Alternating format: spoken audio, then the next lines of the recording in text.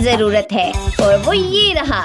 चलो इसे इधर रखता हूँ और इसके साथ कुछ बर्तन भी, ताकि इसके अंदर तुम्हारा खाना डाल सकूं। चलो मैक्स, जल्दी से आओ, मजे से अपना खाना खाओ। ओह, तुम बहुत भूखे हो।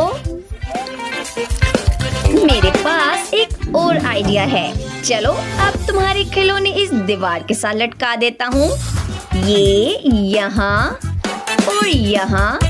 ओह वाह, हो गया। ये कितना अच्छा लग रहा है ना। और क्या चाहिए? हाँ, ये हड्डी। ओह, मैं जाता हूँ, तुम्हें ये बहुत पसंद आया होगा क्योंकि ये मुझे बहुत पसंद है। चलो, ब्रिटनी क्या कर रही है? ओह ग्लोरी, हमें कुछ जल्दी से नया करना होगा। ये तुम्हारे लिए है और ये बहुत नरम और मुलायम है। मैं जानती हूँ तुम्हें ये बहुत पसंद आया होगा।